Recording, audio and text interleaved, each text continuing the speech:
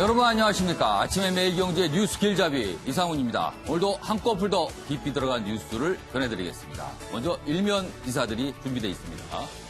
매일경제신문 일면 기사, 이쪽 기사가 눈에 띄는군요. 포스텍 AI 필수 과목으로 정한다. 인공지능 필수 과목으로 정한다는 얘기입니다. 내년 1학기부터 전면 도입하겠다. 전 세계 대학들 AI 경쟁 불이 붙었습니다. 우리 대학도 가만히 있지는 않고 있는데 포스텍이 나섰군요. 김도연 총장 인터뷰 내용을 전하고 있는데요. 앞으로 모든 국민이 AI를 사용하게 될 것이다. 그렇기 때문에 대학에서 기본적으로 이 분야만큼은 배우고 나가야 된다. 이런 취지입니다. 자, 이번엔 한국일보 보시죠. 문재인 대통령 내일 트럼프 대통령 만나서 비핵화 톱다운 돌파구를 찾는다. 지금 북핵 논의 교착 상태에 있습니다. 오늘부터 1박 3일 방미, 오늘 오후에 출국합니다. 그리고 2시간 정상회담을 갖고요. 폼페이오, 볼턴, 펜스 등 북핵과 관련해서 미국에서 중요한 역할을 하는 인물들입니다. 잇따라 접견도 합니다. 비핵화 톱다운 돌파구. 이번에는 무언가가 마련이 될지 모르겠습니다. 자, 다음은 조선일보 보시죠. 일본 주한대사관 신축 4년 끌다 돌연 취소. 이렇게 돼 있습니다. 건축 허가 받은 후 착공을 연기를 하더니 이번에는요. 본국 최종 승인이 안 났다며 취소를 해버렸습니다. 지금 다른 곳에서 임시로 쓰고 있거든요. 그렇다면 대사관 건물을 져야 되는 게 상식적인 건데 취소가 돼버렸습니다. 공관합 소녀상 등 최근의 한일 관계에 대한 불만을 이런 식으로 나타내는 거다. 이런 분석이 나오고 있습니다. 자, 마지막으로 한겨레 보겠습니다. 세계 경제 전망 대폭 하향을 했습니다. 국제통화기금 IMF가 집계를 한 건데요.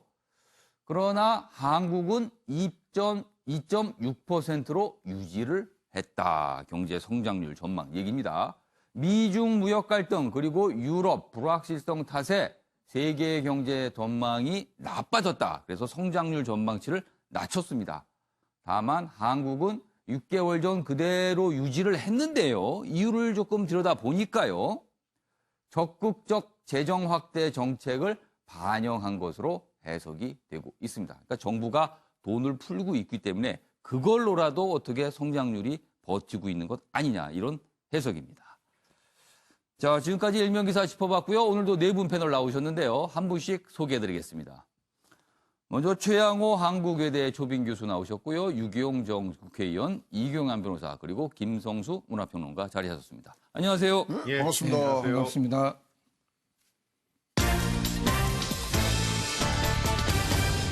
오늘 다룰 뉴스의 핵심을 정리하는 아침을 여는 키워드 네 가지입니다. 첫 번째 키워드, 장관 임명 강행의 뒤끝.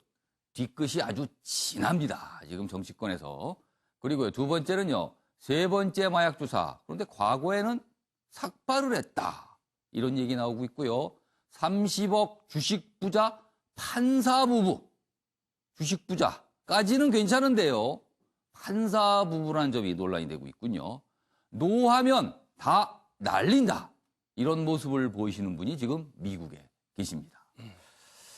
자, 지금까지 일명 기사를 소개해드렸고 오늘 다룰 내용 키워드까지 네 가지로 정리해드렸습니다. 그럼 첫 번째 이슈는요. 정치권에서 벌어지고 있는 공방 지금부터 좀 얘기해봐야겠습니다. 첫 번째 기사는요. 이렇군요. 어제 국회에서 나왔던 발언들이 소개돼 있습니다. 어차피 임명할 텐데 청문회 하면 뭐하나. 문영배 축하한다. 여기서 문영배란 이름은요. 헌법재판관 후보자. 어제 국회에서 인사청문회가 열렸거든요. 여기서 지금 야당에서 이런 발언을 했습니다. 자세히 보시죠. 한국당 인사청문회에서 꼬집었습니다.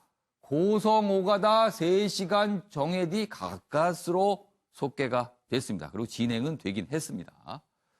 자, 문영배 후보자, 통진당 해산 잘못 아니다. 우리법 회장은 할 사람이 없어서 맡았다. 이런 건 논란이 계속 됐는데요. 야당 쪽에서는 청문 보고서 채택 안 해도 임명할 텐데 청문회 이거 왜 하나? 문영배 후보자 임명된 겁니다. 축하합니다. 이렇게 반응을 보였다고 합니다. 이런 와중에 자유한국당 어제 청와대 앞에서 긴급 의원총회. 근데 모습은 집회죠. 집회를 열었습니다. 보겠습니다. 한국당 청와대 앞 긴급 의총 어제 열었습니다.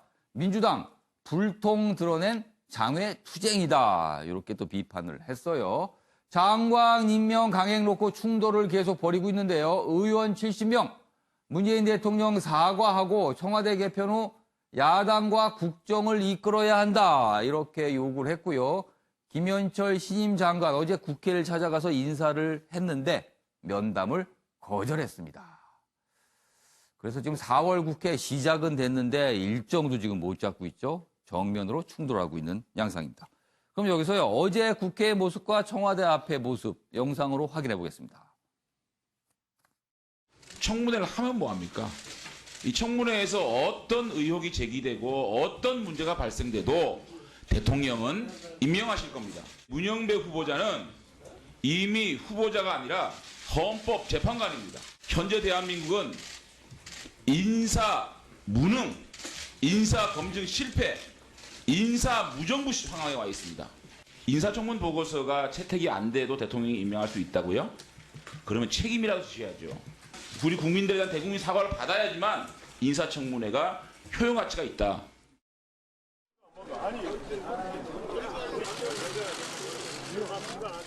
국회의원실 사과하라! 사과하라! 사과하라! 사과하라!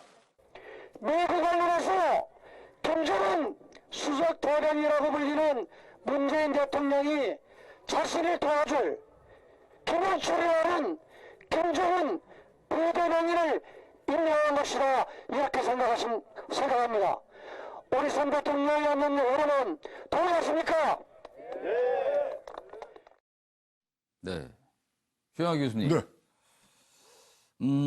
장관 임명 강행의 뒤끝이 길고도 진합니다. 네.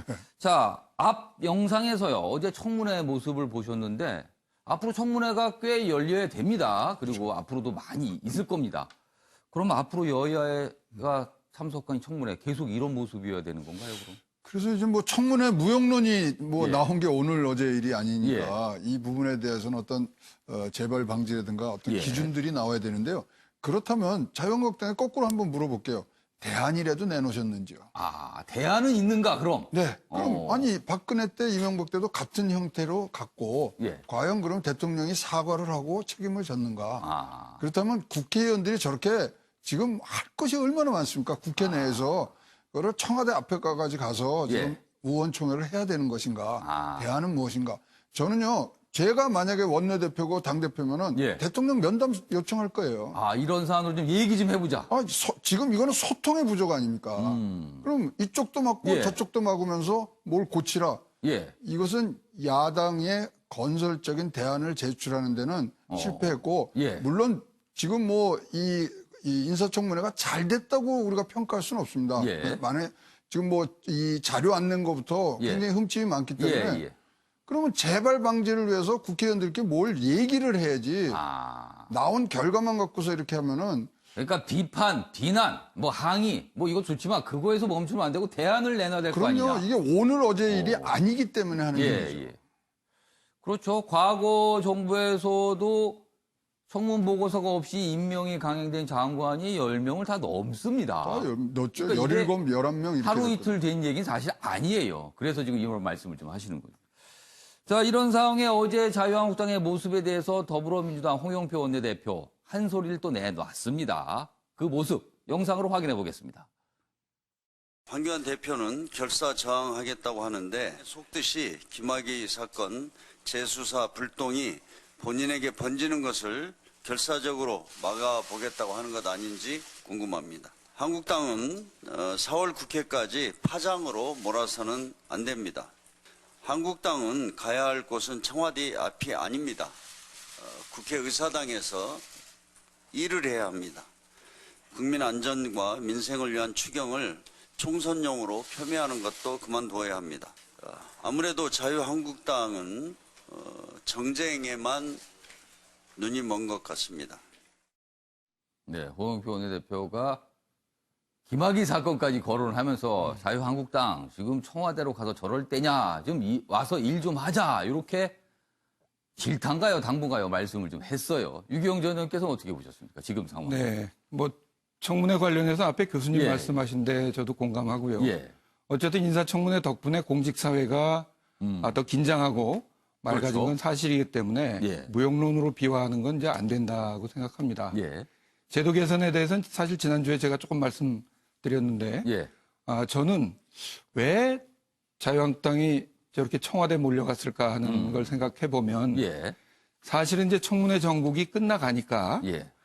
어떻게 보면 국회로 돌아가야 되는데 예. 국회로 돌아가면 자유한국당에 불리한 주제들이 너무 많습니다. 어떤 주제입니까, 구체적으로 그것이 말씀하시면? 지금 말씀하셨던 김학의 문제도 마찬가지고 그다음에 유치원 3법 여전히 지금 안 하고 있습니다. 예. 그다음에 지금 소방 공무원 국가직화도 지금 가로막고 있죠. 저는 그래서 예. 반청와대 프레임을 계속 유지하기 위해서 갖고 예. 사실 주영훈 경호처장에 대한 예. 그 거의 가짜 뉴스라고 저는 생각하는데 예. 그 문제를 제기한 것도 예. 사실은 반청와대 프레임을 계속 가져가고 예. 국회를 무기력화시키는 뭐 예를 들면 제가 어제 청와대 고위직하고 통화를 했습니다만 예. 그 주영훈 그 경호처장 경호처장. 가사 문제는 예. 그 전혀 사실 무근이라는 거거든요. 그리고 3급 임명도 예. YS 때부터 11명 기사 중에서 예. 5분이 3급이었습니다. 그건 특정 직업에 대한 마치 직업에 귀천이 있다는 식으로까지. 그 부분은 어제 또 다시 논란이 돼 있었죠. 그렇습니다. 그 부분이요. 네. 그래서 저는 반청와대 프레임으로 가기 위한 자유한국당의 작전이다. 어제 청와대 앞에서 긴급의원총회를 연 것은 그런 속내가 있지 않느냐 이렇게 네. 분석을 해 주신 거예요. 자, 그럼 자유한국당에 몸담고 계신 이경환 변호사는 지금 상황, 지금 두 분 말씀을 저희가 들었습니다. 뭐 설명하실 거 있으면 있을 것 같고요. 말씀 좀 해주시죠. 예. 뭐, 두 분 이야기해서 너무 많아서 제가 무슨 얘기인지 잘 예. 모르겠는데요. 아니, 가장 중요하다고 생각하시는 부분을 좀 말씀해 주세요. 예. 일단 어제 뭐, 청와대 나간 거, 예. 청와대 왜 나갔느냐, 어. 청와대 왜 갔느냐, 뭐, 이 부분에 대한 얘기를 해야 되는데, 이분은 딴 얘기 하는 것 같습니다. 당연히 박연철 장관과 박영선 장관을, 김현철 장관과 김현철, 김현철 장관과 박영선 장관을 예. 일방적으로 임명 강행을 했기 때문에 나간 거 아닙니까? 예. 그 직접적인 이유에 대해서는 전혀 이야기하지 않고, 예. 그냥 다른 이야기만 하는 거, 저는 이거 문의다. 아무튼 저기까지 갈 수밖에 없는 상황이 있었다는 네, 점. 있습니다. 예. 예. 그리고 그 지금 예. 뭐 청와대 앞에 나간 것이 뭐 장외투쟁 뭐 이런 이야기들 하는데 예, 장외투쟁 목적이 있는 것이 아니라 지금 우리 당에서는 예. 당연히 원내와 원외의 싸움을 병행하겠다 예. 이렇게 얘기하고 있는 것이고요. 예. 그래서 실제로 원내 절차는 그대로 진행이 되고 있습니다. 예. 다만 지금 정부 쪽에서 정부 여당이 계속 얘기하고 있는 것은 계속적으로 장외적으로 밀어내려고 하면서 오히려 자기들은 자기 갈 길 그대로 가면서 예. 장외적으로 밀어내고 있는 거 아닌가. 그러면서 민생을 뭐 본인들만 이야기하고 있는데 전혀 그렇지 않다. 오히려 야당이 더 민생을 원하고 있고 예. 그 여당은 오히려 장외적으로 밀어내려고 하면서 본인들 제갈 길만 가고 있기 때문에 그렇게 하고 있는 것이다. 그러니까 라고 얘기할 수가 있는 이번에요, 거죠. 이규환 변호사 말씀하신 거는 정부가 정해놓은 길을 가는데 야당이 거기에다 따르지 않으니까 야당을 자꾸 밀어내고 있다, 밖으로. 예. 그러니 야당이 저런 모습을 볼 수밖에 없다. 지금 그 말씀이신 거예요. 예, 예. 알겠습니다. 아무튼 지금 저희가 잠깐 기사 2개 영상까지 봤는데 뭐 장관 후보자 임명 강행의 뒤끝. 이게 뭐 보니까요, 쉽사리 끝날 것 같지는 않습니다. 오늘도 또 청문회가 있는데 여러 가지 얘기가 또 나올 것 같아요. 다음 기사 역시 또 정쟁입니다. 사실은요. 이런 부분도요. 이게 어떤 진실의 문제라기보다는요. 시각의 차이일 수 있거든요. 내용 보시죠. 경향신문입니다. 조양호 죽음도 정권 탓이다. 인민재판이 벌어져서 그렇다. 어제 자유한국당 내에서 이런 얘기가 나왔습니다. 경향신문은 약간의 어떤 의미를 부여해서 이제 도 넘은 한국당이다 이렇게 지적을 했어요. 보겠습니다. 인민민주주의 아니냐 비난. 조 회장 죽음과 연결을 지었습니다. 오너일가 갑질의 여론 악화로 주주의 심판 이런 맥락도 분명 해석이 됐죠. 나왔다고. 근데 이런 부분보다는 인민민주주의 아니냐 이렇게 강조를 했어요. 보선 결과 지지율 상승에 자신감이 붙은 상황에서 우경화 관성이 아니냐 이런 지적이 있다고 경향신문 기사는 지금 다루고 있는데요. 여기 보면 잠시 기사 좀 보겠습니다. 여기 있습니다. 이쪽인데요. 여기 있습니다. 연금 사회주의라는 무거운 비판에도 아랑곳하지 않고 기업 통제, 경영 개입, 기업인 축출에 열을 올렸다. 이건 나경원 원내대표의 말이고요. 김무성 의원 여기 있습니다. 여기 보시면요. 국민연금은 대한항공을 20년 이상 이끌어온 조 회장의 이사 재선임을 저지했다. 결국 이것이 조 회장을 빨리 죽게 만든 것이다. 이렇게까지 주장이 나왔습니다. 그럼 여기서요. 이런 주장들 실제 어떤 발언이었는지 영상으로 확인해 보겠습니다. 어제 조양호 한진그룹 회장이 별세했습니다. 문재인 정권 하의 기업의 순환사 익히 잘 아실 겁니다. 급기야 국민의 노후 자금을 앞세워 경영권까지 박탈했습니다. 연금 사회주의라는 무거운 비판에도 아랑곳하지 않고 기업 통제, 경영 개입, 기업인 축출에 열을 올렸습니다. 문재인 정부가 반기업 정책을 멈추고 이제 다시 한번 생각할 때라고 말씀드리고 싶습니다. 한진그룹에서는 숙한으로 별세했다고 하지만은 저희들 보기에는 화병으로 돌아가신 게 아닌가 그런 추측을 안 할 수가 없습니다. 국민이 노후 보장을 위해서 맡겨둔 돈으로 좌파 정부가 연금 사회주의를 실현하려고 하는 것은 자유시장 경제 원칙에 반한다. 네. 김성수 시사문화평론가님. 예. 이런 발언에 대해서 이렇게 내놓는 이유가 있겠죠. 사실은 예. 오히려 이런 태도가 예. 한진과 더불어서 대한항공 사태에 예. 대한 어떤 정쟁에 이용하는 그런 행태다 이렇게 생각이 되거든요. 사실은 한진 측이나 대한항공 측에서도 전혀 이 부분에 대해서 무슨 뭐 잘못된 그런 어떤 그 정치 공세가 있어서 그것에 희생양이 됐다 이런 논평을 전혀 안 하고 있잖아요. 기업 측에서는 뭐 그런 논평하기가 어렵겠죠. 아니, 물론 그렇긴 하겠지만 그래도 실제로 억울한 그런 부분들이 있다고 하면 그것을 적극적으로 보도자료 등등을 통해서 얘기를 할 수 있는데 그렇게 하지 않고 있거든요. 그리고 연금 사회주의라고 하는 말을 자꾸 얘기를 하시는데 연금 사회주의는 학술적인 용어로는 다른 상황에 적용되는 말이고 여기다는 적용될 수 있는 말들이 아니고요. 이건 주주권을 행사한 겁니다. 아마 그러니까 이 발언을 하신 분들의 방점은 아마 이 사회주의다. 여기에 아마 방점을 좀 둔 것 같긴 해요. 아니, 도대체 어디서 사회주의가 되고 있는지 잘 모르겠어요. 왜냐하면 주식을 갖고 있는 사람이 자기가 주식을 갖고 있는 것만큼 권리를 행사하는 게 사회주의입니까? 그건 민주주의죠. 오히려 주주민주주의라고 우리가 얘기를 합니다. 이전까지는 주주민주주의가 잘 통하지 않았죠.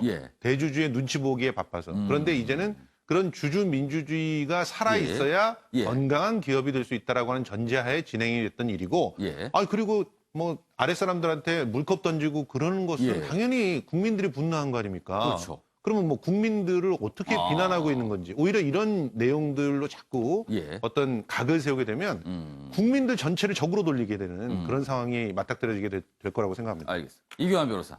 옆에서 약간 진짜, 빈곤의 미소를 지으시면서 들으셨는데. 잘 모르겠습니다. 예. 건강한 기업을 유지하는 부분에 대해서 누가 반대하는지 잘 모르겠습니다. 연금 사회주의라는 표현이 있긴 하지만 그 부분은 어떤 국가가 이 주주권 제대로 잘못 행사했을 때 하는 이야기입니다. 국가가 자기 지배력을 높이기 위해서 이것을 연금을 함부로 활용할 때를 이야기하는 거지 건강한 기업 유지를 위해서 하는 것까지 이야기하는 건 절대 아닙니다. 그걸 마치 그런 것처럼 이야기하는 건 문제가 있고요. 물컵 던진 거 잘못했다고 이야기하고 있습니다. 물컵 던진 거 자체를 잘못했다고 얘기하지 않는 건 아니지 않습니까? 문제는 뭐냐면 이분이 스트레스를 받아서 건강하던 사람이 갑자기 죽었는데 그 과정에서 압수수색을 18번 받았고 포토라인에서 뭐 10몇 번 섰고 이런 부분들이 개인의 건강에 영향을 미쳤을 것이다. 이런 부분들까지 그렇게 과도할 필요가 있느냐. 그것은 이 현 정부에 어떻게 보면 그 신노동 반기업 정서가 포함되어 있는 거 아니냐라고 야당이 충분히 할 수 있는 이야기예요. 그리고 전체적으로 그런 이야기들을 그런 맥락에서 얘기를 한 것을 일부분만 과장 보도해서 얘기하는 것은 저는 문제가 있다고 봅니다. 알겠습니다. 그러니까 그런 전체적인 맥락을 좀 이해해달라는 이규환 변호사에 당부셨네요. 지금 정치 기사 쭉쭉 이어지고 있는데요.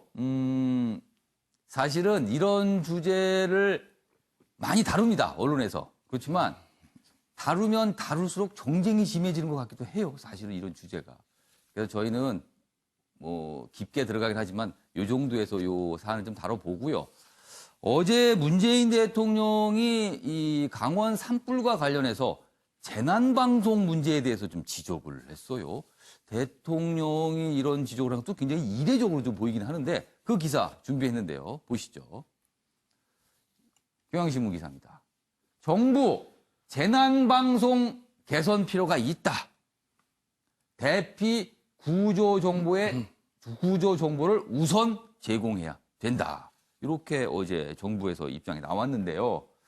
재난 주간 방송사인 KBS 강원 대형 산불이 났을 당시 재난 방송을 하긴 했습니다만 너무 늦은 것 아니냐 이런 지적 계속 받고 있거든요. 여기 보시면 산불 때 김제동 틀어 비난을 사고 있습니다. 그 시사 프로그램을 말하는 겁니다.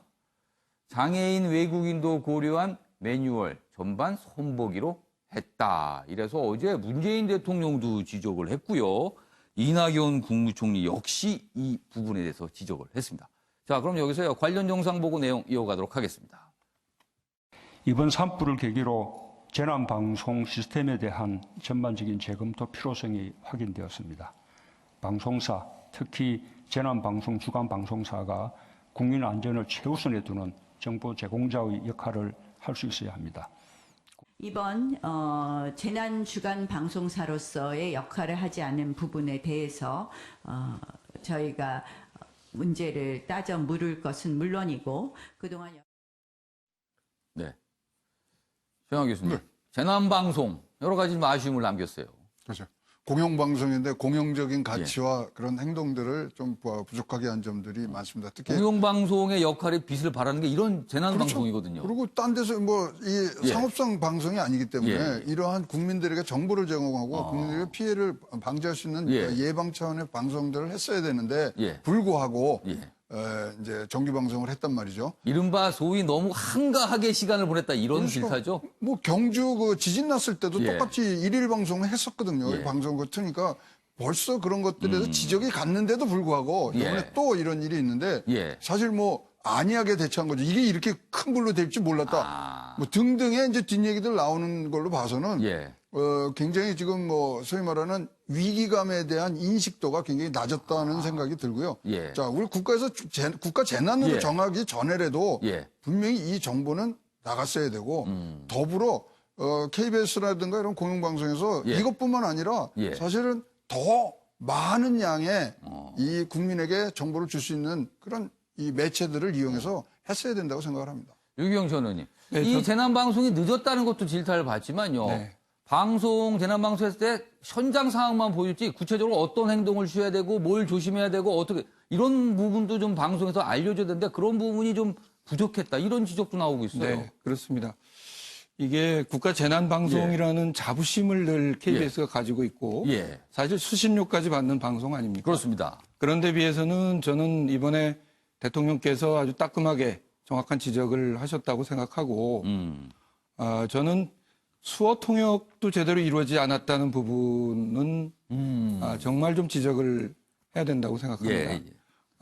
그 말씀을 드리는 이유는 그런 디테일까지 충분히 KBS가 챙기고 준비했어야 되는데 사실은 뭐 정규 방송을 취소하고 다른 방송을 편성하느냐의 문제는 별 문제고 그 진행자에 대해서 또 특히 뭐 야권에서는 별로 기분 좋게 생각하지 않는 부분도 있어 정쟁화되는 측면은 있지만 저는 이 문제는 정쟁화할 문제가 아니라 여야가 공히 KBS가 앞으로 확실하게 이런 역할을 할 수 있도록 뭐 제도 개선 이번에 반드시 해야 된다고 생각합니다. 그러니까 이건 뭐 정쟁의 문제가 아니라 잘못한 건 잘못한 거죠. 그러니까 그렇습니다. 바꿔야 되는 겁니다. 지금 상황에. 네. 대통령과 국무총리까지 질타한 상황에서 뭔가 움직임이 분명히 있어야 될 것 같습니다. 김성수 평론가. 예, 사실 미디어 비평을 쭉 해왔기 때문에 예. 이런 부분은 단골로 지적되는 사항입니다. 그중에도 이번에 참혹함은 예.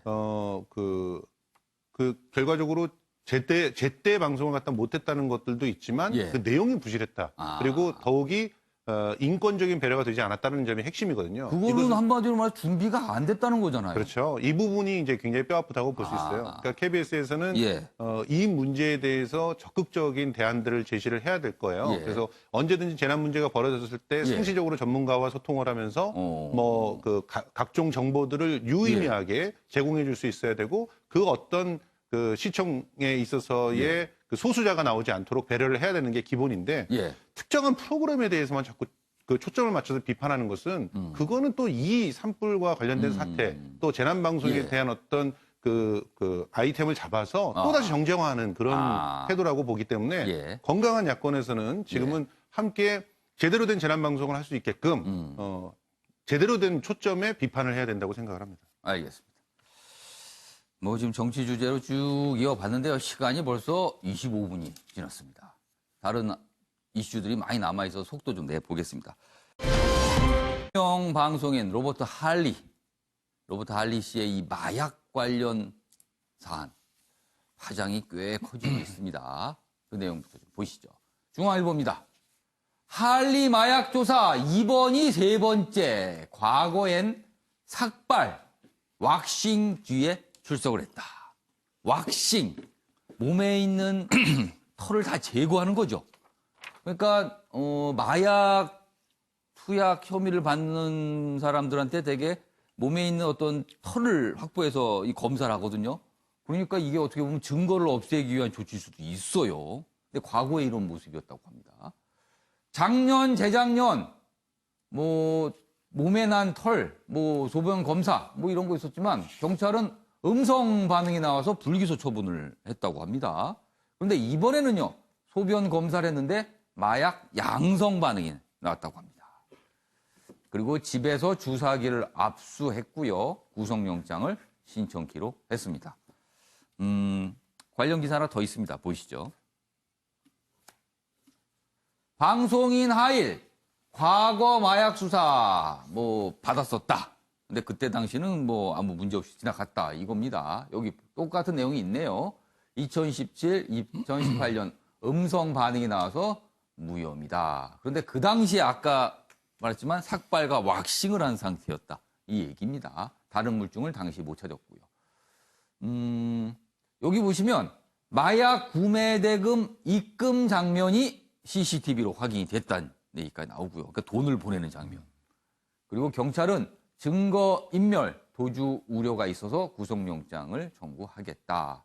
하씨, 방송 스트레스 때문에 그랬다. 죄송하다. 이런 입장을 보였습니다. 그럼 여기서요.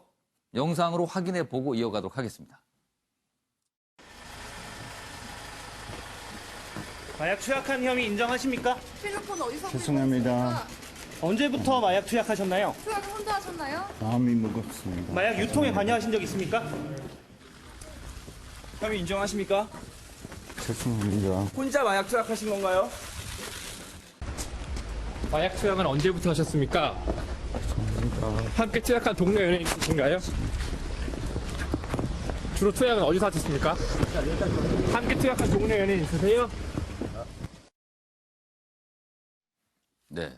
김성수 평론가. 예. 많은 분들이 전혀 예상하지 못한 사건이었습니다. 예. 사실 할리 씨는 뭐 여러 가지 이유가 있겠습니다만은 뭐 술도 안 하고 담배도 안 피시는 분. 근데 마약이 터지니까 많은 분들이 뭐 팬들도 많으셨을 텐데 깜짝 놀랐을 거예요. 예. 그런데 이제 방송가에서는 이런 소문들이 있었죠. 이미 뭐 2차례 수사를 받은 적도 있었고 소문들이 있었는데 뭐 본인이 말한 대로 방송 스트레스 때문이었다라고 한다면 이와 관련해서 또 우리는 또한 그 연예 산업의 전반적인 시스템을 제대로 점검해야 된다는 생각이 듭니다.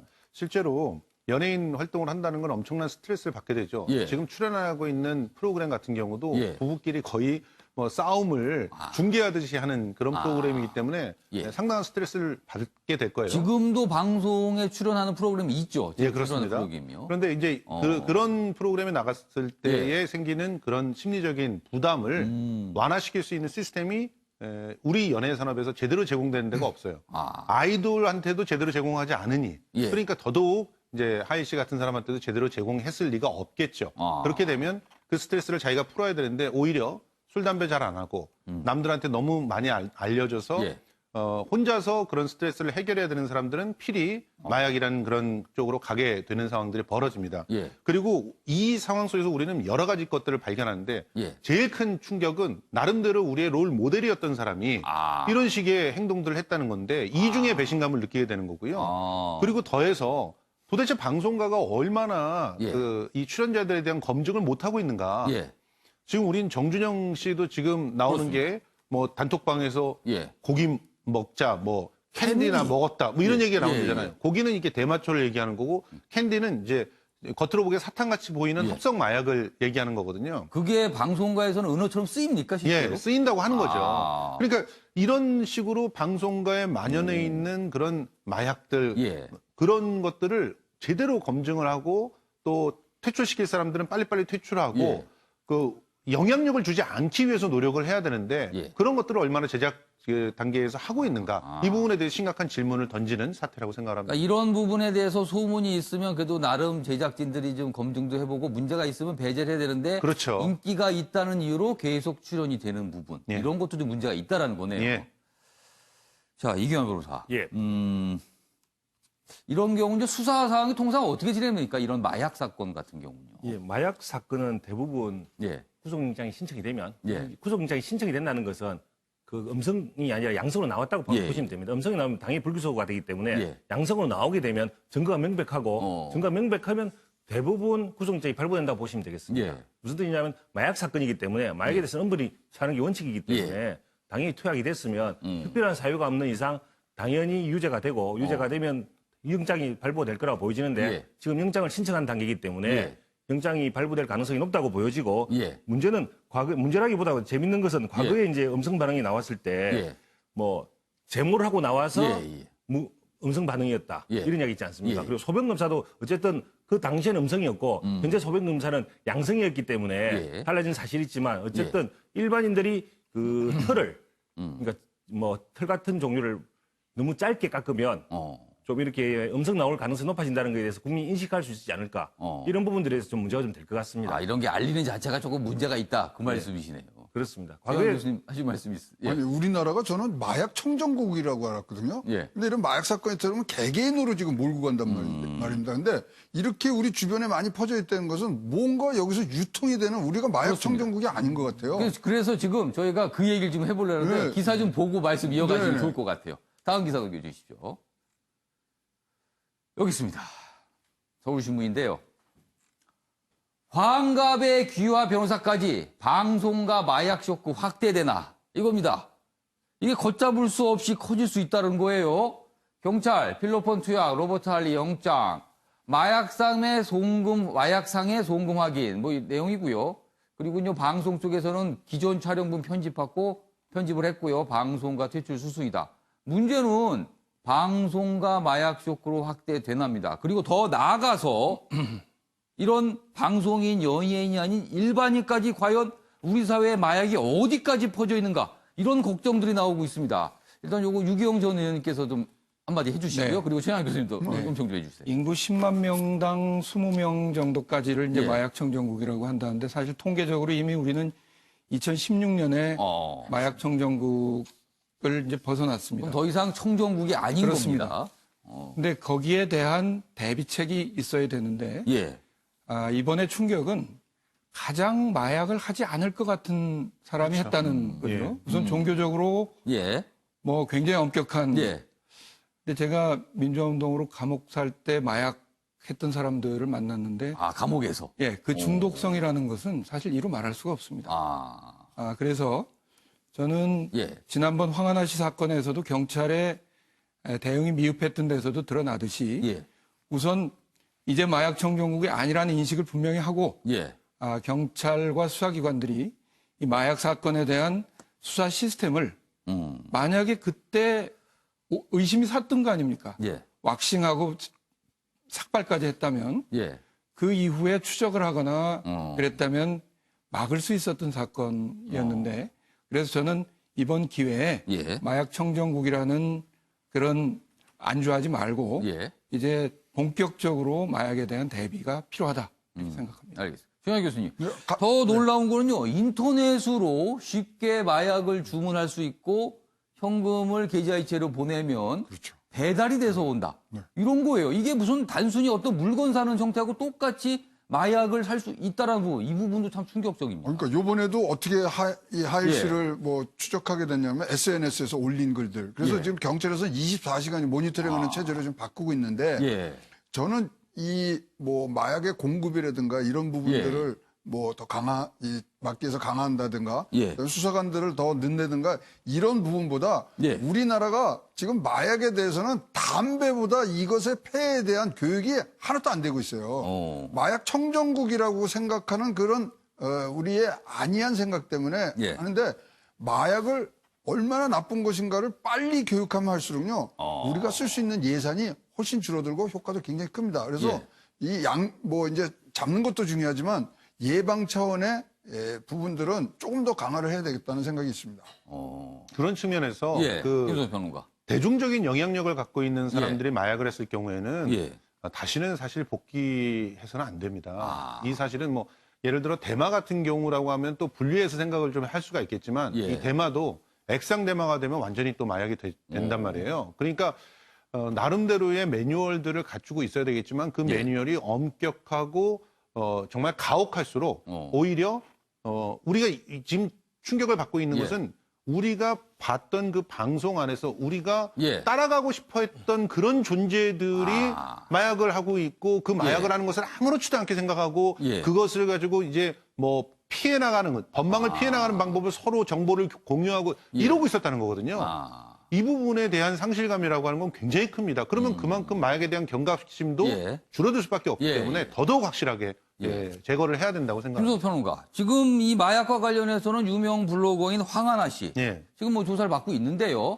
황하나 씨가 언급한 연예인 A 씨 얘기가 있었어요. 그렇죠. 자, 그 A 씨에 대한 수사는 지금 어떻게 되고 있습니까? 지금 뭐 그 수사를 갖다 좀 집중하고 있고 그리고 상당한 부분만큼 특정을 하고 있는 상황이라고 알고 있는데 본인은 계속 부인하고 있지만 증거들을 수집하기 위한 작업들에 가 있습니다. 근데 마약 수사가 굉장히 어려운 것은 물증이 없으면 그 본인밖에 그러니까 마약을 하는 사람은 본인과 같이 투약했다는 사람 정도밖에 모르거든요. 그러니까 대부분 같이 투약한 사람을 혹은 또 마약을 공급했다는 사람을 잡아서 거기서부터 연출 이렇게 얻어낼 수밖에 없는 그런 상황이 되기 때문에 참 문제가 되기 때문에 실제로 물증을 찾기 위한 노력이 어느 정도 성과를 나면 바로 이제 그 신병을 확보하고 구속을 할 그런 가능성이 상당히 높다고 봅니다. 이규환 변호사. 지금 뭐 한간에 들리는 소리는 해외에 있는 마약 조직들이 한국이 아주 매력적인 나라다. 마약과 관련해서. 이건 무슨 소리입니까? 아니 매력할 게 없어서 마약 관련해서 매력적이다. 이건 무슨 말입니까? 당연히 매력적이라고 하는 것은 시장이 성장하고 있다. 성장하고 있다. 제가 표현이 좀 있으니까 이제 아까 뭐 마약 청정국에서 지위를 잃었다고 이야기했는데 마약 산업이 성장하고 있다 이런 것 같은데 이제 드디어 이제 대한민국도 그 경제 성장과 더불어 마약을 하는 사람들이 늘어나고 있지 않는가라는 의구심이 들 정도로 그런 보도가 나온다고 봐야 되겠죠. 지금 왜냐하면은 뭐 조금 전에 뭐 사회 저명인사 이런 이야기만 했는데요.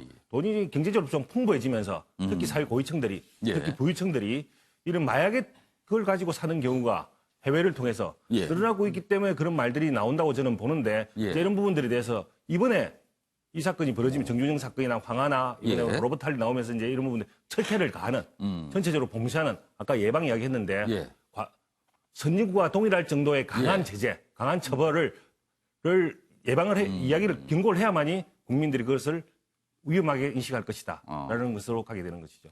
외국의 이런 마약 조직이 우리를 보면서 한국 참 매력적이다라고 말을 한다고 하는데요. 그 매력 이번에 우리가 싹 없애야겠습니다. 매력을 가질 게 따로 있죠. 이런 걸 가지면 절대 안 되겠습니다. 사로 좀 넘어가 보겠습니다. 오늘 인사청문회가 열리는 분인데 이런 얘기가 며칠째 지금 나오고 있어요. 조선일보입니다. 인권법 연구의 판사 부부의 기막힌 주식 투자다. 판사 부부의 주식 투자 이렇게 돼 있습니다. 이미선 헌법재판관 후보자 자신이 주주인 기업 재판을 맡아서 논란이다. 뭐 이 부분에 대한 해명도 있었습니다만 논란은 되고 있어요. 그리고 남편 특허법원 판사 시절 때 어떤 기업의 소송을 맡으면서 그 기업의 주식을 매수했다. 약간 상황이 대단히 오해받을 상황인 것 같긴 합니다. 야당은 제2의 이유정, 청와대 검증 실패 또 나왔다. 이렇게 주장을 하고 있고요. 이미선 후보자 측 내부 정보 얻지 않았다. 그냥 단순한 투자였을 뿐이다. 이렇게 해명을 하고 있는 상황입니다. 관련 기사 하나 더 보겠습니다. 한겨레 기사입니다. 이미선 헌법재판관 후보자 30억 원대 주식 공방 예고됐다. 오늘 인사청문회가 국회에서 열리거든요. 당연히 이 부분 굉장히 쟁점이 될 겁니다. 46억대 신고 재산 가운데 76%가 주식입니다. 부부의. 주식 보유한 회사 재판 주장에는 해명을 했는데요. 해당 회사와 관련이 없는 사건이었다. 이렇게 해명을 했지만 논란은 이어지고 있는 상황입니다. 자, 최영하 교수님. 네. 이거 어떻게 봐야 될까요, 이 사안? 우리 사회의 마지막 보루, 이 법원, 이 사법부의 조그만 의혹 가지고도 이것은 사실 그 자리를 맡으시면 안 됩니다. 우리가 진짜 청렴하고 아주 공정한 그런 재판들을 우리가 계속 원해왔던 것들이 쌓여서 지금 헌법재판관에 가셔야 되는데 이런 부분은 의혹 자체로 저는 결격 사유라고 보여지고요. 또 그러니까 지금 어제 해명을 내놨는데 그거 갖고는 안 된다고 보시는 거네요. 그리고 이유정 뭐 헌법재판관 때도 뭐 같은 이유로 그때도 이제 낙마가 되셨는데요. 뭐 낙마 뭐 이게 천거 이거의 문제가 아니라 사법부가 가지는 마지막 보루로서의 중요한 위치가 흔들릴 수 있는 부분이기 때문에 이 부분은 이미선 후보자가 자기 생각이라도 자기가 자진 철회를 해야 사법부가 살고 법원이 사는 길이라고 생각을 합니다. 오늘 인사청문회를 하는데 자진 철회해야 된다 이렇게 주장을 하시네요. 저는 뭐 꼭 그렇게 생각합니다. 이 재판하는 법원이 흔들린다면 우린 마지막 보루가 흔들린다고 생각을 하거든요. 지금 뭐 여기 보시면요. 뭐 해명입니다. 해당 사건은 지금 관계된 회사인데요. 이테크 건설과 무관하다. 그리고 뭐 삼성해자가 패소해서 이테크 건설에 불리한 판결이다. 뭐 하여튼 해명을 해서 직접적으로 관련이 없다라는 해명이 취지입니다. 근데 오늘 인사청문회 과정에서 이 얘기가 다시 거론되겠죠. 유경 전 의원님. 사실은 이런 기사가 어떻게 보면 청와대나 이제 여권 입장에 조금 아플 수 있는 게 어제입니다. 문재인 대통령이 이제 국무회의를 열면서 특권층 반칙의 시대를 끝내자 이런 발언을 한 상황에서 어떻게 보면 굉장히 논란이 될 수 있는 상황이 또 불거진 거거든요. 그렇기 때문에 오늘 인사청문회가 간단하지 않을 것 같습니다. 일단은 뭐 오늘 인사청문회니까 국민 여러분들이 지켜보시는 앞에서 아마 이 문제에 대한 이제 진실이 가려지고 국민 여러분들의 판단이 중요할 거라고 아직까지는 생각하는데 논란 의혹인데 오늘 아마 얘기가 꽤 있을 겁니다. 저는 옛날 그 조선시대 선비들이 오얏나무 밑에선 갓끈도 고쳐매지 말고 참외밭에선 신발끈도 고쳐매지 말라는 그 경구를 한번 되새길 때가 됐다고 생각합니다. 아까 교수님 말씀하셨던 데에도 전적으로 공감하는데 사실 법원이 우리 양심의 최후의 보루가 돼야 됩니다. 지금 국회의원들의 이해충돌 문제도 심각하게 이제 개선책을 찾고 있는데 만약에 법원이 국민들을 실망시킨다면 우리 사회 정의는 과연 어디다 기준점을 둬야 될지. 그래서 저도 오늘 아주 냉철한 눈으로 오늘 인사청문회를 지켜볼 생각입니다. 김수호 평론가, 제가 조금 궁금한 점은요. 과거에도 이런 얘기가 있었잖아요. 이런 때 문제가 돼서 낙마하신 분이 있었는데 사실은 이렇게 어떤 고위직 자리를 맡을 때만 이게 불거지면서 문제가 되고요. 그리고 나서는 그 이후에는 그냥 흐지부지입니다. 그렇다면은 이런 분들은 계속 존재한다는 거잖아요. 이런 상황이요. 그러니까 뭐 일단 이 부분에 대해서 두 가지를 짚고 싶은데요. 하나는 사람을 믿지 말고 시스템을 믿어야 된다는 얘기를 하고 싶거든요. 시스템. 네, 이해충돌 방지법 그런 조항 왜 안 집어넣죠? 집어넣지 않고 나서 개별적으로 이런 문제들이 불거졌을 때 의혹을 마치 기정사실인 것처럼 얘기하면서 서로가 공격을 하는 거 이런 것들을 즐기시는 것 같아요.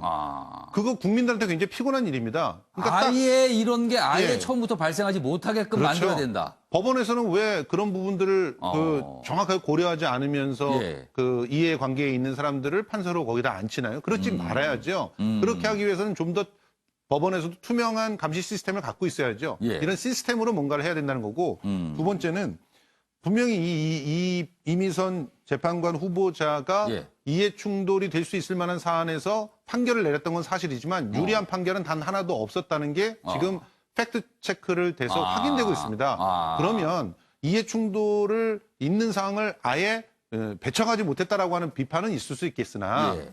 그런 상황에서도 자기한테 불리할 수 있는 판결을 내린 그런 엄정함들에 대해서는 또한 평가를 받아야 되지 않나. 재판이 영향받지 않았다. 그렇죠. 지금 뭐 아모레퍼십과 관련돼 있는 예. 사건도 다 그랬고 예. 지금 이테크 건설 같은 경우도 아까 잠깐 나왔지만 자유한국당의 주장대로 뭐 예. 그쪽 손을 들어준 게 아니라 예. 정반대의 판결을 내렸거든요. 그런 부분들은 또 고려돼야 된다고 생각합니다.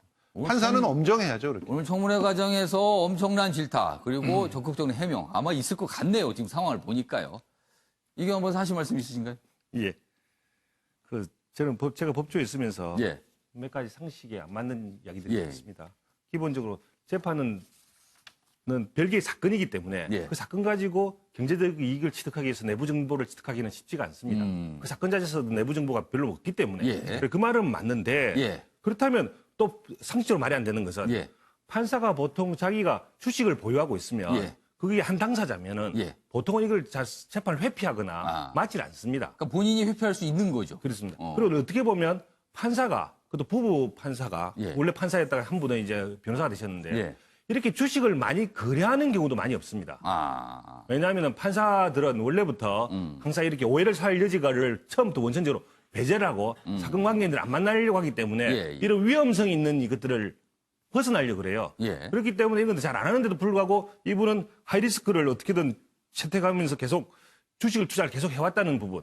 그런 부분들이 결국은 문제되는 거 아니냐. 그럼 예를 들어서 지금 뭐 아무리 소송을 맡으면서 아무리 주식을 매수했다. 그것이 내부 정보하고 관련이 없다 하더라도 이런 행위 자체가 보통의 판사로서는 충분히 열심히 가능한 부분이었다라고 볼 수밖에 없기 때문에 이분에서 적어도 다른 사람이 모르겠는데 헌법재판관이 되어야 될 판사 출신 판사로서는 지금 현재 판사로서는 문제가 될 수도 있다. 이런 부분에 대해서 중요한 것은 과거 이유정 헌법재판관 후보자의 경우에도 비슷한 사례로 낙마되었기 때문에 이번에 검증을 충분히 했으면 이 부분들이 나타났을 거 아닙니까? 그리고 이분들은 어떻게 보면 자기 주식이 보유하는 사실에 대해서 그대로 신고를 했기 때문에 충분히 알 수가 있음에도 불구하고 검증에서 통과되었다. 이 부분이 문제가 되는 거죠. 알겠습니다. 아무튼 오늘 인사청문회가 열립니다. 그래서 뭐 지켜보면 어떤 말들이 오갈지 아마 나오겠죠. 그리고요, 앞 순서에서 김성수 평론가가 잠깐 말씀하신 내용 중에 지금 뭐 방송도 부부싸움 중계하듯 하는 프로그램이라며 아마도 스트레스를 받을 것이다. 이런 멘트를 했는데 이 부분은 김성수 시사평론가의 개인적인 의견입니다. 의견임을 다시 한번 강조해 드리겠습니다. 저희 방송은 아주 신중하게, 공정하게 전해드리기 위해서 노력하고 있다는 점 다시 한번 강조해 드립니다. 자, 이번에는 김학의 전 차관 얘기가 있는데요. 간단하게 한번 짚어보겠습니다. 다음 기사 보시죠. 한국일보 기사인데요. 김학의 수사 피해 여성 3인의 입회 성패가 달렸다. 그러니까 피해를 봤다고 주장을 하고 있는 3명. 이 진술이 중요하다. 이 얘기입니다.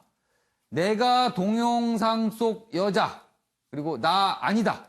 과거 2차례 수사 때 진술이 좀 번복이 됐어요.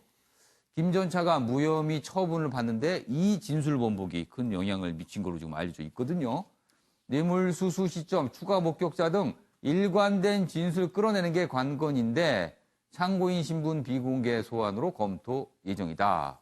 이런 상황에서 김학의 전 차관 피해 여성들을 무고 혐의로 고소를 했습니다. 지금 수사가 지금 어떻게 되고 있는 건지 이경원 변호사 지금 상황 좀 간단히 좀 정리 좀 해주시죠. 예. 당연히 지금은 수사가 깊이 있게 이루어지고 있는 단계인 것 같습니다. 특히 중요한 것은 뇌물 부분하고 성폭력 부분이 가장 중요한데 예. 성폭력 부분에 대해서는 피해 여성이 성폭력을 당했다는 진술이 중요한데 이 부분 관련해서 피해 여성들이 과거에 무혐의 났을 때 시점이라든지 어떤 진술 번복이 있었던 것 때문에 결과적으로 예. 무혐의 났던 것이거든요. 예. 보통 피해자가 일관되게 피해를 당했다고 진술하게 되면 예. 대부분 무혐의 나기가 쉽지가 않습니다. 그런데 그런 진술 자체가 계속 번복이 된다든지 혹은 시점이라든지 어떤 구체적인 내용이 달라졌을 경우에 이게 좀 진술에 이른바 좀 진술이 좀 왔다 갔다 했다라는 거네요. 예, 그렇습니다. 진술 일관성이 없을 경우에 예. 어쨌든 그렇게 무혐의 날 수가 있는데 이번에 다시 한번 조사를 통해서 뭐 진술 일관성이 없었던 이유에 대해서 이제 밝혀지겠죠. 그러니까 왜 그렇게 번복이 됐는지 무슨 이유가 있어 그것도 들여다봐야 될 문제. 예. 그래서 그 부분에 대해서 이제 오히려 이제 김학의 전 차관이 반격을 가한다면서 예. 과거에 진술이 왔다 갔다 했고 무혐의 났으니까 오히려 무고다라고 하게 됐는데 그 부분에 대해서는 이제 다시 진술하면서 네. 이제 대질 신문이 필요할 거라 보여집니다. 대질 신문을 통해서 정확한 사실관계를 밝혀지면 예. 그 부분은 밝혀질 거라고 보여지고요. 예. 그다음에 또 뇌물수수 관련해서도 예. 마찬가지로 뇌물수수 시점에 대해서 예. 시점이나 금액에 대해서 이 세 여자가 그 당시에 목격을 예. 했다. 라는 진술이 있기 때문에 예. 그 부분에 대해 신빙성하고 사실로 밝혀지느냐 여부에 따라서 뇌물수수 여부가 밝혀질 것이다. 이렇게 봐야 그러면 될 김학의 전 차관이 무고로 고소를 했으면 지금 수사팀에서 그 무고까지 또 사건을 담당하게 됩니까? 당연히 대부분 일반적으로 다 그렇게 하게 되고요. 근데 뭐 예를 들어서 여성들의 진술이 사실로 밝혀지면 그 무고가 오히려 더 위험해지는 거죠. 그렇죠. 그거는 결국 잘못된 무고가 하나의 사건이기 때문에 예. 또 무고를 고소할 수밖에 없는 다른 여지도 따져봐야 되겠지만 예. 하나의 관계이기 때문에 같이 조사할 가능성이 높아지게 되겠습니다. 알겠습니다.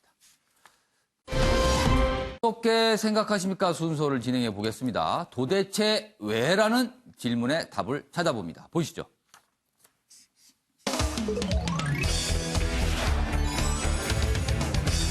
오늘 어떻게 생각하십니까? 주제는요. 1년 앞당긴 무상교육, 고교 무상교육을 말합니다. 그런데 재원 대책을 놓고 뒷말이 많습니다. 그래서 이 주제 어떻게 생각하시는지 네 분의 의견을 들어보겠는데요. 제가 기사를 소개하는 동안 네 분께서는 의견을 적어서 앞에 걸어주시기 바랍니다. 한겨레 기사입니다. 고교 무상교육 올해 2학기 고3부터 시행한다. 어제 당정청 이렇게 결정을 했습니다. 2021년까지는 전면 도입, 그러니까 1학년, 2학년도 적용되고요. 교육비 부담 완화 차원에서 1년 당겨서 추진한다. 원래는 내년부터 한다고 돼 있었거든요. 재원은 국가, 중앙정부와 교육청이 절반씩 분담하기로 이렇게 일단 정해졌습니다. 관련 기사 하나 더 있습니다. 보시죠. 동아일보입니다. 재원 방안도 없이 서두른 무상교육이다. 교육청 부담 우리한테 떠넘기는 건가? 이렇게 반발의 목소리가 나오고 있다고 합니다. 고교 무상교육 정부 교육청 갈등이다. 여기 보시면요. 당정은 정부와 교육청이 각각 47.5%씩 부담하기로 일단 절반씩 부담하기로 했습니다. 그러다 교육감들 30% 정도 부담만 예상했는데 너무 높다. 당혹스럽다. 이런 반응이고요. 또 2025년 이후 재원 마련 대책은 아예 없습니다. 그럼 향후 5년간만 재원 얘기가 있고요. 그 이유는 어떻게 될지가 없는 거예요. 그래서 과거 큰 파장을 났죠. 누리과정 사태 재현 가능성이 있다. 그러자 한국당 국가재정 사용 만나 검토해야 된다. 국회 논의 과정에서 진통이 있을 듯하다. 그리고 또 일각에서는요. 왜 적용을 하는데 하필 고3부터 적용을 하는 것이냐. 고1부터 하는 게 순차적인 거 아니냐. 뭐 이런 또 얘기도 나오고 있습니다. 자, 이와 관련한 영상 저희가 준비했거든요. 확인해 보겠습니다. 국가가 책임지는 모습을 보여야 한다는 원칙에 따라 방안을 마련했으며 어려운 중앙정부의 재정 여건을 고려하여 교육청들도 재원을 함께 분담하기로 하였습니다. OECD 35개 회원국 가운데 고교 무상교육을 하지 않는 나라는 우리뿐입니다. 고등학교 학비가 얼마 되지 않는다고 생각할 수 있지만 저소득층과 영세 자영업자 분들에게는 상당한 부담이 되고 있습니다. 네. 고교 무상교육. 그동안 뭐 과거에 계속 이 얘기가 있었죠. 이제 올 2학기부터 이제 실시가 된다. 어제 이제 결정이 됐는데요. 국회 논의 과정이 물론 남아있긴 합니다. 자, 최영학 교수님, 어떻게 생각하십니까? 아니 이게 교육 정책인지 복지 정책인지 잘 모르겠어요. 자, 이걸 나온 이유가 뭐냐면 모든 국민의 교육 기본권을 실현하기 위한 것이다 그랬는데 사실 돈 뭐 책값 주고 뭐 그런 뭐 비용을 덜어주는 거 이거 그러면서 내용이 뭐 지금 뭐 자영업자라든가 힘드신 분들한테 가계비 부담을 완화해 주신다 그러거든요. 교육 정책인지 복지 정책인지를 먼저 얘기를 하셔야 됩니다. 그렇지 않으면 사실 무상교육한다고 의무교육은 아니거든요. 그러면 기본권을 강화하려고 그러면 진짜로 의무교육을 해서 고등학교까지 무조건 마치게 하고 자, 그다음에 하나 더 듣고 싶은 거는 중학교에 무상 지금 교육을 하고 있습니다. 그럼 무상교육을 해서 우리의 교육의 질과 양이 얼마나 좋아졌는지 자료를 보고 싶습니다. 과연 이걸로 뭐가 좋아졌는지를 안 다음에야 찬성과 반대를 할 수 있고요. 교육정책이면 교육정책, 복지정책이면 복지정책, 그거는 확실히 밝혀주고 갔으면 좋겠습니다. 그러니까 뚜렷한 목적이 무엇이냐를 밝혀라. 모르겠어요. 최영학 교수님은 도통 이해가 안 된다 이 말씀이시네요. 네, 맞습니다. 알겠습니다. 유기용 전 의원께서는 어떻게 생각하십니까? 네, 교육정책이죠. 제가 2012년 대선 때도 문재인 후보 대선 공약을 만들고 19대 때 이제 교육위를 해서 이 문제를 잘 알고 있습니다만 당시에 박근혜 후보도 공약을 했습니다. 그리고 순차적으로 추진하려는 계획까지 세웠었는데 그 당시에는 사실 누리과정 문제가 생기면서 고교 무상교육까지 할 여력은 없어서 사실 제대로 추진은 못 됐는데 저희가 중학교 무상교육을 한 게 국민의 정부 때니까 지금 20년이 됐습니다. 그리고 일본을 비롯해서 일본은 이미 뭐 대학 무상교육까지 지금 추진을 하고 있는 상황이고 그리고 OECD 국가에서 고등학교까지 무상교육하지 않는 나라가 아마 거의 우리나라뿐일 거라고 생각하는데 이제는 해야 된다는 것이고 누리과정 문제가 해결됐기 때문에 교육청도 사실은 약간의 재정적 여력이 있고 그러나 중장기적으로 보면 교부금법을 개정해야 됩니다. 그래서 교부율을 높여서 이 재원을 마련해야 하고 적어도 고등학교까지 국가에서 책임지고 교육하는 것은 OECD 국가의 글로벌 스탠다드에 해당하는 문제이고 이제 더 이상 늦출 수는 없고 사실은 자유한국당에서도 추진했던 공약이라는 점을 좀 환기시키고 싶습니다. 이규환 변호사는 어떻게 생각하십니까? 뭐 재원만 확실하다면야 뭐 무상으로 주는데 뭐 정치인들이 반대할 일은 없을 것 같은데 근데 과연 무상이 항상 좋으냐 이 부분에 대한 연구를 좀 해야 될 것 같고요. 그다음에 지금 경제가 좀 나빠지면서 나중에 이제 법인세가 제대로 그치는지 이런 부분들이 문제가 되고 있습니다. 이런 과정에서 재원이 확실하지 않은 상태에서 일단 먼저 시행만 하고 나면 나중에 그 재원은 어떻게 될 거냐. 세금 제대로 그치지 않을 때 그리고 국민 부담인데 이런 부분들에 대해서 충분히 검토한 다음에 나가는 게 맞고 이와 관련해서 지금 현재 취약 아동 인구가 줄어들고 있는 건 사실 아닙니까? 그런 부분들에 대해서 충분한 고려 없이 교육재정 교부율을 무조건 올리자. 이것이 과연 옳은가? 이 부분에 대한 충분한 검토가 필요하다. 이것이 바로 야당 입장이 되겠죠. 뭐 무상으로 교육이 좋지만 재원 부분에 대한 고민이 좀 깊게 있어야 되는 거 아니냐 이런 지적이시네. 알겠습니다. 김성수 평론가 어떻게 생각하십니까? 맨날 예산 타령만 하다가 그 아이들의 교육을 사실상 부모한테만 떠넘겨왔는데 지금 현재 우리 시스템은 예전처럼 대가족들이 있어서 또 혹은 친인척이 서로가 부양을 하면서 부조를 해가면서 옛날처럼 누가 큰 형이 공부하고 나면 그 동생 가르치고 이런 사회가 아니거든요. 그러면 기본적으로 이런 구조에 맞는 그런 국가의 부담의 폭을 갖다 넓혀야 된다고 생각하고요. 그것은 다른 것보다 우선적으로 진행돼야 되기 때문에 재원은 얼마든지 노력하면 만들 수 있다라고 봅니다. 고교 전체를 다 무상교육하는 것도 2조 정도밖에 안 되거든요. 그렇다면 교육세만 거치는 게 뭐 5조가 넘는다고 하는데 그런 부분에서 충분히 생각을 해야 된다 봅니다. 최영학 교수님, 그럼 정부 방침대로라면 아까 제가 잠깐 얘기했지만 고3부터 실시돼요. 근데 고1부터 하는 거하고 고3부터 하는 거 이게 어떻게 해서 다를까요? 일단 인구 추정이 지금 뭐 정확히 이제 받아야 되는 거고요. 이제 지금 소위 말하는 이 인구가 줄어들고 있는 상황 아니겠습니까? 그래서 고3에 하고 빨리 졸업을 한 후에 효과를 어느 정도 일단은 보여야 되는 부분들이 있기 때문에 그 부분들이 지금 반영이 된 것 같고요. 근데 만약에 여기서 뭐 잘못되고 안 되고 그러면 고1 때부터 해서 고3까지 무조건 줘야 되잖아요. 고3에서 요번에 지급을 해서 어떤 소기의 성과가 안 나오면 거기서 끊어버리면 되거든요. 그래서 끊어버리면 된다. 네, 아니 그러니까 일단은 예, 뭐 진행하는 걸 잠시 중지할 수도 있는 부분들이기 때문에 여러 가지의 복합적인 생각으로 고3부터 하는 걸로 저는 듣고 만약에 있습니다. 최영 교수님처럼 고3만 줬다가 이거 좀 돈이 너무 많이 들고 문제가 있다고 끊어버리면 그 한 학년만 혜택을 받고 끝나는 정책이 되는 아니 근데 그러한 건가요? 유연성을 갖춰야 되거든요. 지금 경제가 너무 나쁩니다. 그래서 예. 들어갔다 나왔다를 할 수 있는 부분들의 최대한 최소 공배수가 그런 거라고 생각합니다. 알겠습니다. 이 얘기 뭐 이 정도 하고요. 기사인데요. 트럼프 대통령 얘기가 실린 기사입니다. 하나 보시죠. 조선일보입니다. 노하면 다 날려. 이젠 누구도 트럼프 제어 못한다. 장관에 이어 비밀 경호국장까지 해임. 국토안보부 대대적 숙청이다. 그러자 미국 언론이요. 충성심 높고 불법이라도 실행할 수 있는 사람들로 규체 중이다. 아니 이게 진정입니까?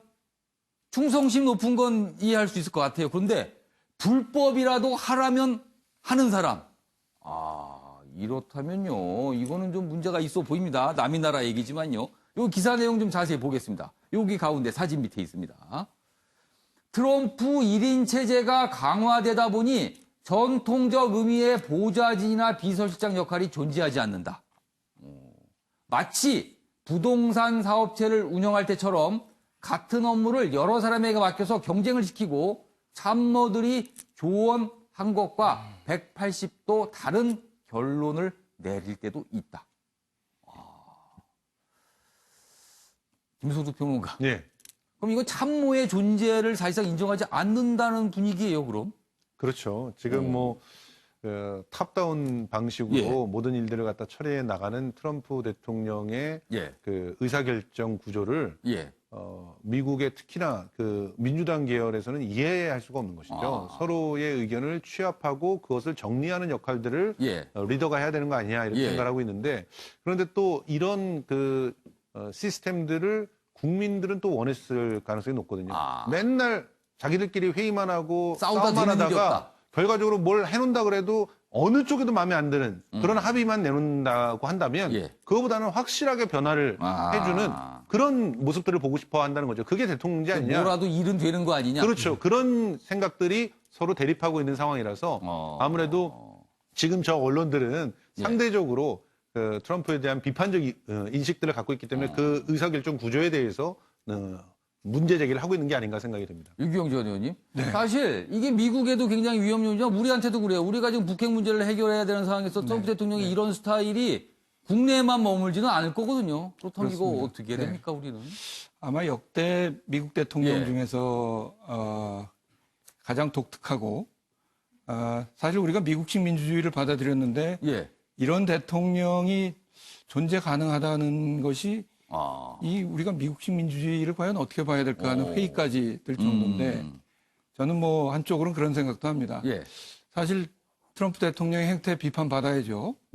저는 지금 우리 야당이 우리 대통령을 뭐 최악이라고 이렇게 말씀들 하시고 하는데 왜 트럼프 대통령에 대해서는 제대로 비판 안 하는지 아예 그냥 저는 굉장히 아닐까요? 비판적으로 봅니다. 트럼프 대통령은? 굉장히 비판적으로 보고. 알겠습니다. 이규환 변호사는 지금 왜 야당은 트럼프 대통령 비판 안 해라고 지금 질문하셨어요? 야당이 트럼프 대통령 비판하는 것 같은데요. 아무래도 외국 대통령이니까 문재인 대통령에 비해서는 훨씬 덜 하겠죠. 덜 나타날 것이고. 아마 외국 대통령이라서 별로 안 하는 것 같은데 그 뜻은 아닌 것 같고. 아까 뭐 트럼프 대통령의 스타일에 대해서 저는 참모의 존재를 인정하지 않는다라고 생각하지 않습니다. 다만 참모의 이야기를 어떻게 채택하는 문제라고 생각이 합니다. 채택을 좀 안 하는 스타일 같다 이 얘기시네요. 알겠습니다. 자, 이번엔 사진 속에 담긴 사연을 들어보는 순서입니다. 박진아 아나운서의 이슈컷 보시죠. 이슈들을 사진으로 살펴보는 시간 이슈컷입니다. 첫 번째 이슈 태그는 바퀴입니다. 여객기 한 대와 그 밑에 정비 작업을 하는 사람들이 보입니다. 어제 오전 10시 반쯤 김포공항을 출발해 광주공항에 도착하던 아시아나 여객기 앞바퀴가 착륙 과정에서 파손됐는데요. 여객기엔 승객 111명이 타고 있었는데 다행히 부상자는 발생하지 않았습니다.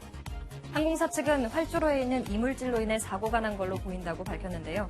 이로 인해 어제 광주공항에서 출도착 예정이던 항공편 29편이 모두 결항했습니다. 두 번째 이슈 태그는 기증입니다. 낡은 종이에 한문으로 뭔가 쓰여 있습니다. 안중근 의사 사건 공판 속기록인데요.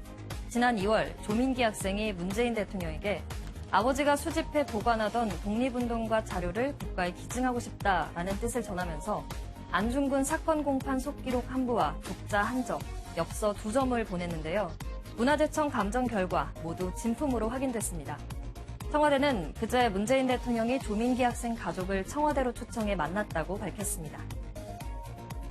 마지막 이슈 태그는 얼굴입니다. 여기 일본 지폐들이 있습니다. 어제 일본 재무성이 2024년에 새로 발급할 지폐 도안을 공개했는데요. 그런데 만엔 지폐에 메이지와 다이쇼 시대를 풍미했던 사업가 시부사와 에이이치의 얼굴이 실린다고 합니다. 당시 500여 개의 회사 경영에 관여해 일본에선 추앙받는 인물인데요. 하지만 우리나라에선 한반도 경제 침탈에 나선 상징적인 인물입니다. 이에 한국에 대해 배려가 결여된 것 같다며 이런 비판이 나올 걸로 예상됩니다. 지금까지 박진아의 이슈컷이었습니다. 새로 나온 10,000엔짜리 지폐를 우리 관광객이 일본 갔을 때 딱 쥐게 되면 이거 느낌이 좀 별로네요. 별로 안 좋을 것 같습니다. 자, 아침의 매일경제 오늘은 여기까지입니다. 시청해주신 여러분 고맙습니다.